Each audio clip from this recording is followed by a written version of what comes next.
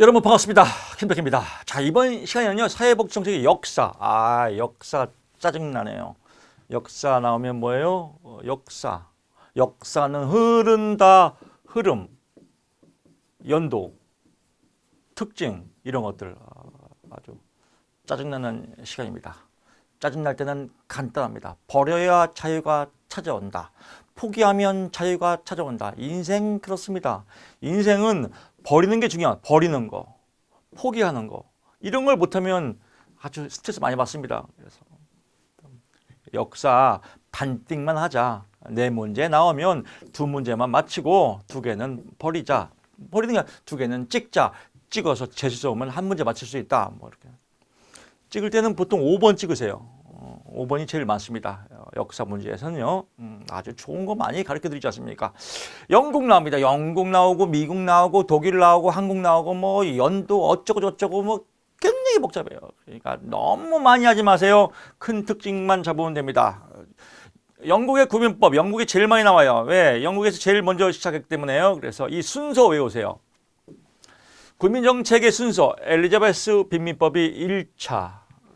그 다음에 정주법, 그 다음에 작업장법, 길퍼트법, 또 스핀햄랜드법, 공장법, 신빈민법까지 이 7가지 순서, 다음 중 순서가 올바르게 이루어진 것은 이라고 시험 문제 나오거든요. 그래서 엘리자베스 빈민법이 최초고, 정주법, 작업장법, 길퍼트, 스펜햄랜드 공장법. 그래서 스펜햄 나오죠. 스펜햄. 스피넴이 있으면 갑자기 스펜햄이 햄이 먹고 싶네요. 햄을 어디서 만들어요? 공장에서 만들지. 그래서 스펜햄 공장에서 만들어. 그래서 아주 새롭게 빈민에서 햄을 먹었다. 신빈민법 이렇게 연결하면 될 것 같습니다. 순서 외웠고요. 큰 틀 엘리자베스 빈민법이다. 그래서 최초 국가의 구민 책임이다.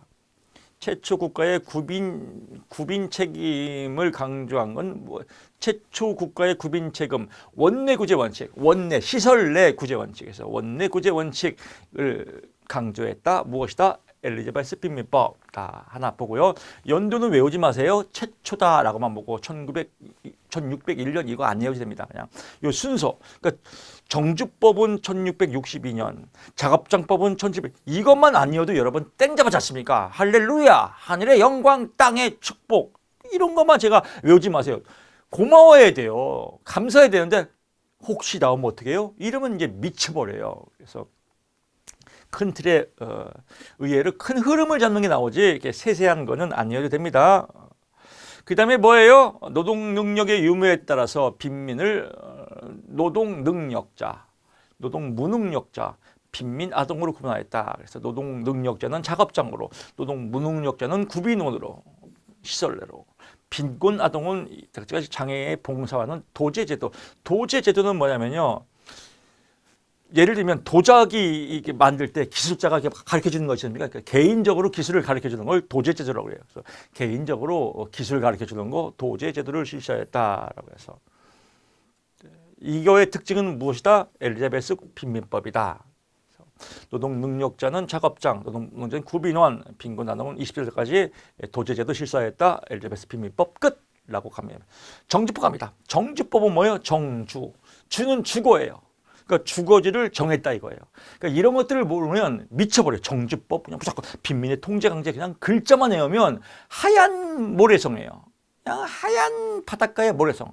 하루 종일 모래성 쌓고 바닷물 지나가면 싹 흩어지고 하나마나 공부해요.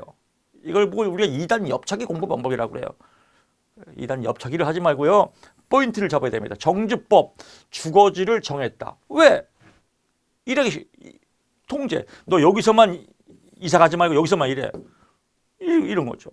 그래서 농촌 빈민들이 일자리를 찾아 대규모를 유의 도시 하겠죠. 빈민의 거주 이전 제한이에요. 농촌 빈민들이 이제 이거 제한하니까 이제 떠난다 이겁니다. 이런 건 몰라도 되고요. 빈민의 거주 이전 제한. 예를 들면 귀족들이 빈민, 너 여기서만 일해 어디 못 가. 이걸 보고 뭐라고 그래요? 정주법. 이사 못 가게 한다. 정주법. 이사 못 가게 하는데 정주법 끝라고 보면 됩니다. 작업장법. 작업장에서 일한다라고 보는 거고요. 뭐 작업장에서 뭐 직업 프로그램 돌리는 거죠. 그래서 작업장법. 길버트법. 이게 지금 잘 나오죠. 길버트법. 이건 뭐예요? 원외 구제예요. 그래서 작업장에서 하지 말고 나가서 이제 탈시설화. 그래서 탈시설 나가서 일도 하고 복지도 해라 이런 거죠. 그래서 오늘날 사회복지사의 모태가 된다라고 해서 길버트법이 지금 잘 나옵니다. 그래서 원내 구제가 아니라 원외 구제 나오면 길버트법이다라고 하고요. 스핀햄랜드법, 스펜햄, 햄으로 빵을 만들었어요. 빵. 시험 문제 빵 나오면 답이 뭐예요? 스펜햄랜드다라고 보면 될 겁니다. 그래서 최저생계비를 정할 때 최저생계비를 이제 접해서 구빈세 지출이에요. 구빈세. 그래서 이제 도와주는 겁니다. 세금 걷어갖고 빚면을 도와주자. 뭐 일종의 지금의 기초수당하고 비슷한 거죠. 근데 기초수당을 정할 때 뭘로 정하냐? 지금은 기초수당을 뭐 평균 소득의 중위값을 정하는데 옛날에는 뭐 중위값 이런 거 모르니까 그냥 빵값으로 정했다 이거예요. 구민세 지출, 세금을 지출해서 도와줬다 이겁니다. 그래서 빵값으로. 그래서 일종의 뭐 가족수당 되겠죠. 가족수당, 가족이 몇 명이냐, 빵값이 얼마냐 이런 걸로 도와준 걸 스핀햄랜드법이다. 그래서 그냥 잘 몰라도 돼요. 그냥 답만 맞추면 돼요. 시험 문제에 빵 나왔다. 그럼 답이 뭐예요? 스핀햄랜드법이라고 안 이어도 돼요. 햄, 빵, 끝. 시험 문제 쭉 있다가 그냥 빵 나왔다. 햄, 끝. 빵이 햄이 뭔데? 몰라. 그냥 가운데 햄자 들어갈 때 교수님이 스펜햄이 되겠어. 끝. 쉽잖아요. 공부 어렵지 않습니다. 공장법. 공정에서 하는 거죠. 그래서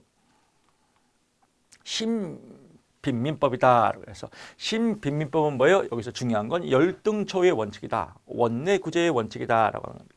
길버트법과 뭐 쭉 나오는데 이거죠. 일을 안 하고 나라에서 100만 원 도와준단 말이에요. 100만 원. 나라에서 100만 원 줘요. 기초생활보장법 예를 들면 100만 원 준다 이거. 근데 일을 하는데 90만 원 받아. 그러면 누가 일해요? 안 하죠. 그래서 일을 하는 사람은 100만 원을 넘어야 된다. 그래야 일하죠. 이걸 보고 뭐라고 그래요? 열등초의 원칙이다. 열등초의 원칙. 기초생활 공짜로 주는 돈보다는 더 줘야 그야 일을 할 거 아니냐. 이걸 열등초의 원칙, 원내 구제다. 그래서 직장 내에서 원내죠. 일을 하려면 직장이 원내니까. 그래서 원내 구제다.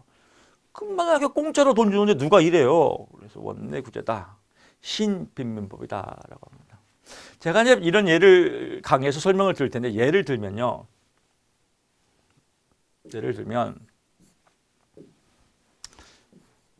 저도 뭐 제가 주식에 미쳐갖고 주식 중독이 됐다. 주식 중독. 펀드 매니저죠. 세상에서는 직업을 펀드 매니저라고 하지만 도박쟁이죠. 돈 놓고 돈 먹기. 주식 중독이에요. 주식 중독에 걸려갖고 나는 주식으로 잃은 돈. 그 주식은 그거예요. 따면 따서 못 그만두고 잃으면 잃어서 못 그만두고. 그래서 브레이크 없는 자동차와 똑같다는 겁니다. 어쨌든 간에 주식에서 잃은 돈이 너무 억울해서 끝까지 갔죠. 끝장을 내자. 집 팔고 그냥 다 해서 끝장을 마신다. 중독이 됐죠. 그래서 전셋돈도 팔고 월세도 못 낼 지금까지 주식에 미쳤습니다. 심지어 아들 저금통까지 찢어갖고 제가 주식을 하고요. 미친놈이죠. 미친 거죠. 그래서 정신병원에 제가 이제 목사님하고 아버지가 상의해서 저거 미쳤다. 그래서 정신병원에 3개월 동안 감금을 당했습니다. 그런 얘기가 이제 대학 교수가 된 노숙자 이런 제가 책을 냈거든요. 거기도 나오고 또 이제 방송에서 방송에서는 지금 이제 그 팟캐스트 찍고 있습니다. 팟캐스트. 그래서 주식 중독 김출중. 거기서 예명이 김출중이에요. 김출중. 악령을 이기다 뭐 이런 거. 중독이 악령이니까 뭐 이런 그래서 김출중 팟캐스트 여러분 네이버 치면 김출중 치면 나옵니다. 그래서 제 얘기 많이 나옵니다. 많은 시청 바라고 좋아요 좀 눌러주세요. 김출중 네이버 김출중 치면 나옵니다. 이런 얘기들 대학 교수가 노숙자 여기다가 제가 이런 내용을 다 썼습니다. 그래서 책을 쓸 때 여담이지만 아내하고 딸이 엄청 울었습니다. 아빠 아내가 여보 노숙자라도 충분해. 책 제목이 대학 교수가 된 노숙자거든요. 노숙자도 충분해. 왜 정신병원 얘기를 거기다 굳이 쓰려고 그래. 아내가 우크라이나 강사거든요. 나도 우크라이나 강사, 사회적 지명도가 있고, 딸도 아빠 정신병원 얘기를 왜 굳이 쓰려고 그래. 뭐 이렇게 해서 반대했었는데, 제가 그래서 울면서 내 책을 쓰면서 돈 벌려고 한 것도 아니고 저런 사람도 살았구나, 저런 사람도 살 수 있구나, 이런 희망을 전하는 건데, 이런 얘기를 빼면 뭐하러 내가 책을 내겠니. 안 낸다. 가오 잡으려고 잘난 척 하려고 쓰는 게 아니다. 내 상처를 다 드러내고 누군가가 희망이 된다면 그런 목적이지. 여러분, 그래서 이제 정신병원 얘기를 썼습니다. 그래서 3개월 동안 감금당했어요. 그때 병원 중독이 있어요. 병원 중독. 그러니까 예를 들면 정신병원 내에서는 여러 가지 사이코패스도 있고 또 알코올 중독도 있고 도박 중독도 있고 여러 가지 사회 문제가 있는 사람이 다 모이는 집합지 아니겠습니까? 그래서 알코올 중독이 제일 많아요. 알코올 중독이. 근데 알코올 중독을 보니까 40만 원이 나와요. 한 달에. 40만 원. 그러니까 병원비가 40만 원이에요. 그러면 40만 원을 받고 정부에서 거기서 그냥 병원에서 먹고 자고 노는 거예요. 일할 생각도 안 하고. 그러면 40만 원. 근데 월급이 예를 들면 월급이 일을 아르바이트 했는데 39만 원이다. 그러면 뭐하러 일을 해요? 40만 원 받고 말지. 돈을 안 받아야 나오거든요. 이게요. 일을 안 해야 나오거든요. 이건 뭐예요? 열등처우 원칙이죠. 이렇게. 이런 것이 열등처우 원칙이고요. 아, 40만 원 나와? 오, 그렇구나. 40만 원 나오니까 그걸로 생활해야지. 이게 기초생활 금액입니다. 그래서 이렇게 이해하시면 앞으로 예를 들 때 이렇게 제가 제 경험이니까 거기서 정신병원에서의 느낌이 40만 원 때문에 일을 못 하는구나. 40만 원 때문에 병원 중독이 되는구나. 나라에서 40만 원 공짜로 주니까 여러 가지 문제가 있구나. 이런 예화들이 많이 나옵니다. 이렇게 설명을 드릴 겁니다. 마치 계획된 우연처럼 여러분께 이런 설명을 드리기 위해서 제가 정신병원에 3개월 동안 감금 생활을 하지 않았나, 또 이런 생각을 또 해봅니다. 자, 그렇습니다. 그래서 가고요. 자선 조직, 이건 많이 했죠 우리가요. COS다, 자선조직협회다라고 하고요. 민간구명 자선조직협회 COS 1869년, 이건 외우라겠죠. 이런 날짜들은 연도는 제가 설명드립니다. 이런 건 꼭 외우셔야 됩니다. 1869년 세계 최초로 창립하였다라고 보고요. 미국에서는 뉴욕주 버팔로, 그래서 1870, 1877, 1869 이렇게 보시면 될 것입니다. 18하니까 아주 욕 같네요. 그렇습니다. 그래서 철저한 환경조사가 나왔고요. 우회방문단, 우회방문단이라는 말이 나오면 COS다. 시험 문제 우회방문원이란 나오면 COS다라고 보고요. 기본 사유서 우회방문원 조사 등록 협력이다. 4개니까 하나만 넣으면 문제만 넣으시겠죠. 기본 사유서가 아닌 것은 떡볶이는 아니겠죠. 그래서 우회방문원 조사 등록 협회다라고 보면 될 것 같고요. 인보관운동입니다. 인보관운동, 인보관운동은 3R 우리 많이 했죠. 그래서 레지던스, 거주다. 또 리서치, 조사다, 사회조사, 리폼, 개혁이다, 사회개혁. 그래서 사회개혁, 사회조사. 시험 문제 사회개혁으로 나올 때 있습니까? 개혁은 아는데 사회개혁은 아니지 라고 하면 안 됩니다. 개혁, 사회개혁, 사회조사, 거주. 그래서 인보관운동의 3R이다 라고 보고요. 이것도 시험에 잘 나옵니다. 토인비 홀에서 설립하였다. 토인비 홀 인보관 나오고요. 미국에서는 코이트가 1880년에 미국에서 최초의 인보관이라는 근린기를 설립하고 1889년에 아담스 하스에서 홀하우스를 설립해서 홀하우스 1889라고 보면 될 것 같습니다. 독일 갑니다. 독일에서 제일 많이 나오는 어쩌고 저쩌고 나오는데요. 비스마르크 사회 입법이다. 그래서 비스마르크 사회 입법 1883. 그래서 이것도 연도 외우시기 바랍니다. 그래서 시험에 나오는 연도만 외우기도 바빠요. 그러니까 다 외울 필요가 없습니다. 비스마르크 사회 입법 1880년 이어 영국의 국민보험법, 미국의 사회보장법이 실시했다. 미국의 사회보장법도 시험에 나옵니다. 1935년. 라고 보면 될 것 같고요. 비스마르크의 권위적 개혁, 위로부터 혁명에서 당근과 채찍이다라고 하는 당근과 채찍이 나오면 비스마르크 정책이다라고 보고요. 사회주의자들에 대한 직접적인 탄압 정책인 사회주의자의 진압법. 사회주의자들을 탄압하기 위해서 만든 것을 이건 채찍이죠. 또 노동자 계급을 국가 내에서 통합시켜서 사회보험을 노동자 계급을 유도해 주려고 사회보험 그러니까 탄압하고 돈 주고 탄압하고 돈 주고 이걸 비스마르크 개혁이라고 한다. 당근과 채찍 정책이다. 그래서 사회주의자를 진압하는 거 채찍. 또 노동자 계급에서 사회보험을 실시해서 돈을 주는 거 당근 정책 비스마르크다라고 보시면 될 것 같습니다. 주요 비스마르크의 사회보험 3요소가 있다. 이게 시험에 잘 나옵니다. 요건 외우셔야 됩니다. 요것만 외워도 머리 아프네. 근데 뭐 할 수 없습니다. 외울 건 외워야죠.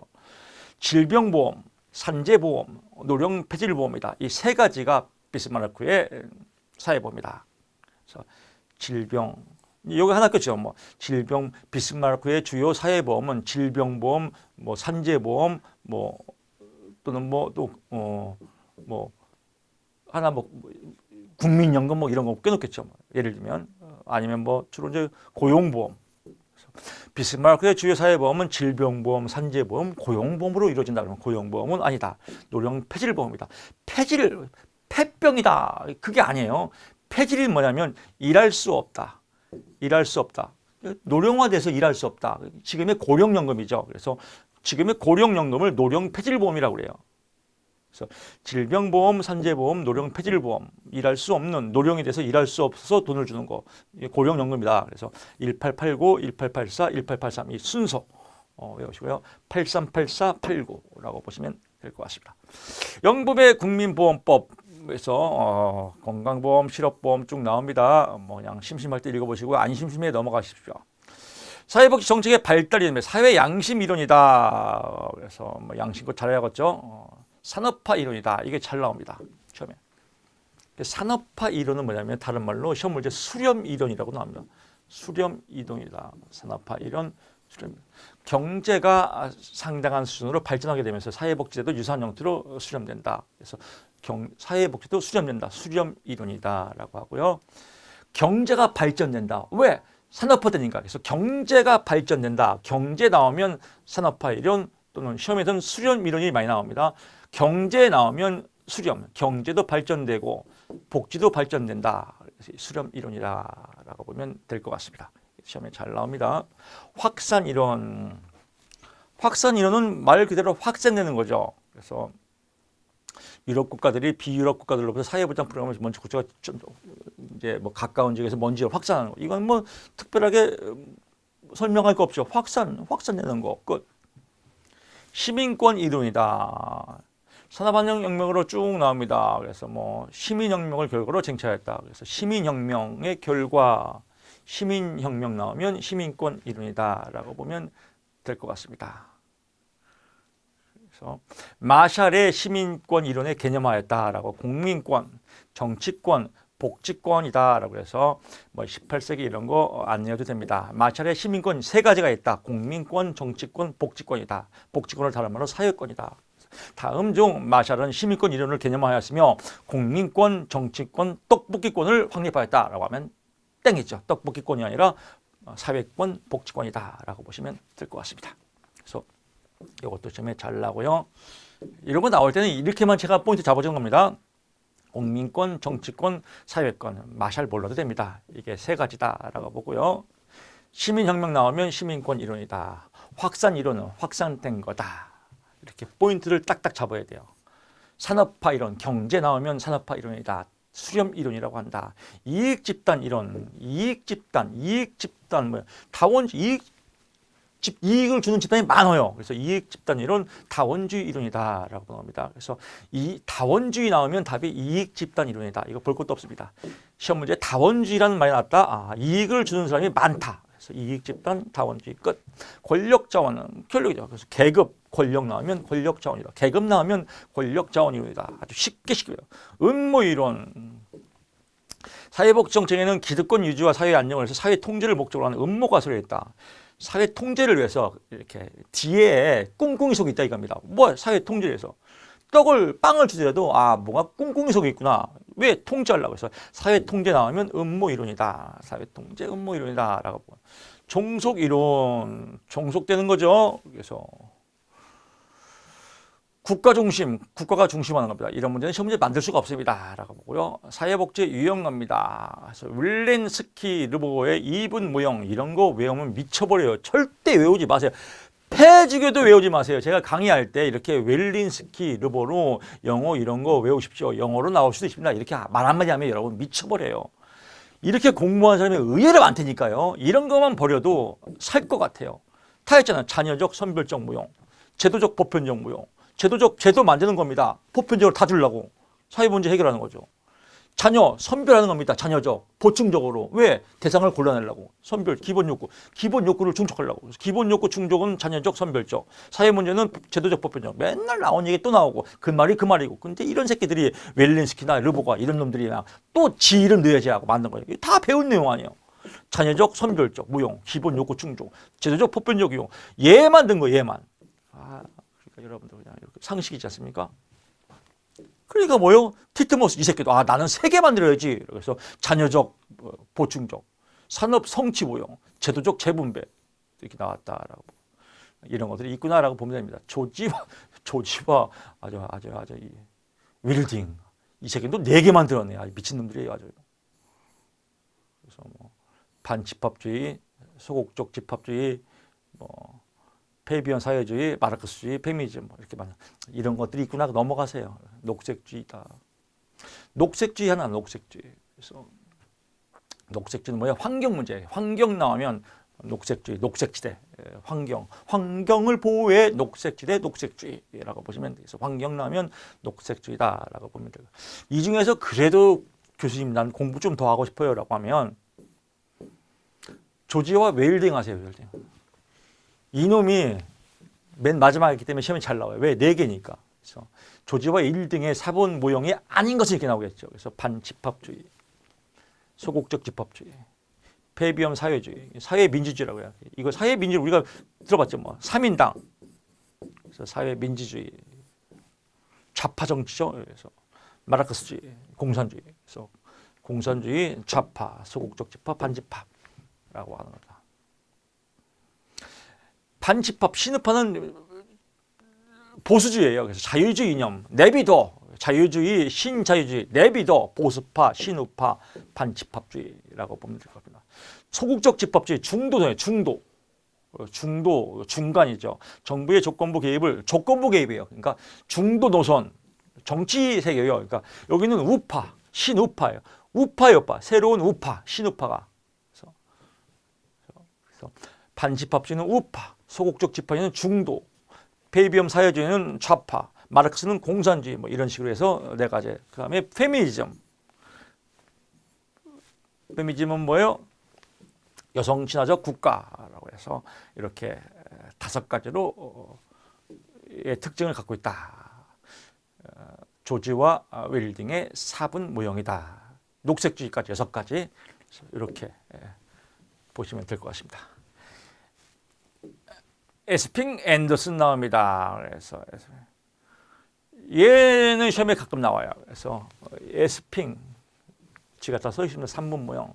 자유주의 복지국가, 조합주의는 보수주의예요. 사회민주주의적 복지국가다. 그래서 이 3가지를 주장한 사람이 에스핑 앤더슨이다까지만 보면 됩니다. 이런 거 내용 볼 거 없습니다. 퍼니스와 틸튼의 3분 모형, 적국과 사회보장국가, 사회복지 뭐 이런 거 그냥 파크의 3분 모형, 자유방임, 뭐 이런 거 있고 미시라 2분 모형 있구나. 자유방임주의. 이 자유방임주의는 뭐예요? 이거는 소극적 자유죠. 소극적 자유. 시장에 내비둬라. 아담 스미스의 자유경제 시장, 자유방임 다 했어요. 보이지 않는 손. 보이지 않는 손이 뭐예요? 보이지 않는 손. 보이지 않네. 이게 보이지 않는 손이 아니잖아. 공부가 꼭 이래요. 보이지 않는 손 징그럽게 학기 전에 들어봤거든요. 사회 시간에. 보이지 않는 손이 뭐요? 아담 스미스요. 아담 스미스 뭐요? 그건 몰라요. 이렇게 공부한 사람이 의외로 굉장히 많아요. 참 진짜 공부를 사실 이런 말씀 드리기 뭐냐 학교 공부가 엉망이라고 해요. 수요 알아요 몰라요? 알죠. 공급이 뭐예요? 알죠. 뭔디? 수요 그거 있잖아요. 수요 그거. 수요 뭐 하는 거. 공급 그거 있잖아요. 뭔디? 그거요 그거. 이러니까 공부가 엉망진창해요. 이 용어를 설명해요. 수요. 수요가 뭐예요? 사고 싶은 마음. 루이비통. 똥가방에 있다. 똥가방을 내가 지금 사고 싶어요. 아, 그러면 똥가방을 사고 싶다. 수요가 있다. 사고 싶은 마음이에요, 수요. 공급은 똥가방을 샀는데 마음이 별로 안 들어. 팔고 싶어. 팔고 싶은 마음. 이 공급이 있다. 아, 똥가방을 내가 팔고 싶어. 이건 공급이 있다. 똥가방 사고 싶어. 이건 수요가 있다. 수요. 이게 딱 떨어져요. 인지, 대가리, 적성, 능력, 흥미, 좋아하는 것. 수요, 사고 싶은 마음. 공급, 팔고 싶은 마음. 이게 딱딱 떨어져야 돼요. 아, 근데 사고 싶어. 지금 돈이 있어. 지금 돈이 있어? 유효하지. 유효 수요. 지금 돈이 없어. 나중에 살게. 잠재돼 있지. 내 마음에. 잠재 수요. 쉽잖아요. 자산과 부채. 자산 부채. 자산 부채 대체 대표. 손님 이거 어려운데 안 어려워요. 자산 뭐예요? 돈. 부채 뭐예요? 빚. 돈과 빚을 서로 대조하는 거. 대체 대표. 이익이 났나 안 나냐 부분하는 거. 손익계산서. 이거 얼마나 쉬워요. 아직 공부 쉽다니까요. 용어를 몰라서 그렇지. 요거만. 공부 쉬워. 그러니까 자기방향 아담 스미스의 뭐예요? 보이지 않는 선, 뭐 이런 것들 상식으로 알아주면 좋습니다. 보이지 않는 선 뭐예요? 보이지 않게 수요와 공급은 알아서 이루어진다. 1,000원이 됐건 2,000원이 됐건 임금이 알아서 가격은 결정되더라.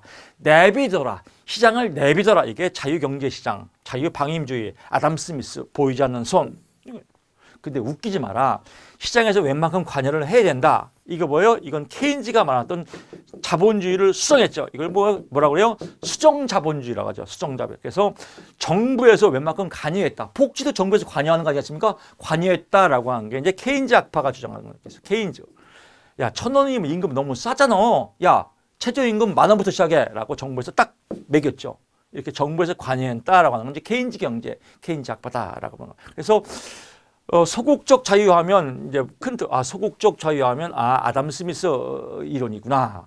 적극적 자유하면 뭐예요? 케인즈 이론이구나라고 이해하시면 여러분들의 배경이 좀 쉽게 이해가 됩니다. 그래서 용어가 중요합니다. 용어. 자유방임주의, 내비둬라, 내비게이션. 아담 스미스, 시장은 알아서 보이지 않게 결정된다. 이렇게 해서. 이거다. 소극적 자유다라고 보시면 될 것 같고요. 또 얘기했죠. 집값. 내비둬라. 집값이 오르건 안 오르건 내비둬라. 시장에서 알아서 가격 결정을 하게. 그래서 이건 이제 보수 우파들이 주장한 거다라고 하는 거다라고 보고요. 케인즈주의는 뭐예요? 수정자본주의다. 소극적 집합주의다. 국가 개입주의. 국가가 개입한 거다라고 해서 여기서 이제 소극적 집합주의라고 하는데 집합인 거예요. 이거 자유하고 틀립니다. 자유로 보면 적극적 자유에 해당합니다. 그래서 수정자본은 정부에서 관여하였다. 국가가 개입하였다. 자본주의를 수정하였다라고 해서 정부에서 태클을 걸었다. 케인즈주의다라고 보시면 될 것 같습니다. 이거는 이제 지금으로 말하면 이제 그 좌파 정치죠. 그래서 최저임금을 내비두면 안 된다. 그래서 최저임금 막 문제 많죠. 최저임금 10,000원까지 인상한다. 그래서 최저임금은 무조건 10,000원부터 시작하자. 정부에서 관여했다. 이런 거 이제 좌파 정치 이론이다라고 보면 될 것 같고요. 정치 이론은 다 여기서 나오는 겁니다. 보통 이제 역사들이 신자유주의, 보수파, 우파, 신자유주의는 보수파예요. 그래서 보수주의가 새롭다. 자유주의가 새롭다. 똑같은 거예요. 자유방임, 내비둬라, 내비게이션 끝. 베이비엄 사회주의다. 그래서 사회주의, 점진주의라고 점진, 이게 조그맣게 미세하게 움직인다. 그래서 점진주의, 베이비엄 사회주의 같지만 알면 될 것 같습니다. 사회민주주의 3인당, 마르크스주의에서 시작하였다. 그래서 급진적 사회주의 혁명 노선을 포기하고 자본주의를 현실로 인정하며 평등, 자유, 우애를 좌파하고 우파를 서로 섞은 거 3인당 사회민주주의다라고 보고요. 복지국가는 노동자 계급을 대변하는 정치적 집단의 세력이 거짓으로 발전한다. 그래서 노동자 계급 나오면 사회민주주의다라고 재집봉시키면 될 것 같습니다. 마르크스주의, 공산주의죠. 그래서 똑같이 일하고 똑같이 나눠 먹자라고 보여. 신마르크스주의 같은 맥락이라고 보면 됩니다. 조합주의, 코퍼레티즘이라고 하죠. 그래서 조합주의는 말 그대로 코퍼레티즘이라는 건 복지 정책이라고도 느껴지는 거거든요. 그래서 정부와 이익 집단이 갖는 정책 구성의 역할 분담에 대해서 정부와 이익 집단이 같이 역할 분담에 대해서 서로 역할 분담하자. 조합을 맞추는 겁니다. 그래서 정부와 이익 집단이 역할 분담이라는 말이 나오면 조합주의, 코퍼레티즘. 그래서 복지 정책에 대한 조합. 뭐 이렇게 이해하시면 될 것 같습니다. 자, 이번 시간 여기까지 하고요. 이제 다음 시간에 또 저는 복지국의 발달에 대해서 여러분 찾아뵙겠습니다. 공부 여러분, 사회복지 정책이 엄청 어려워요. 여러분 혼자 공부하신 분들도 야, 이거 도저히 못하겠는데 진짜 어렵다라고 하신 분들 많이 계실 겁니다. 책 보지 마세요. 책에는 시험에 안 나오는 여러 가지 요인들이 많이 있습니다. 그걸 골라내는 게 엑기스가 강의거든요. 제가 외우라는 것만 외워도 여러분들 인간의 뇌는 한계가 있습니다. 뇌는.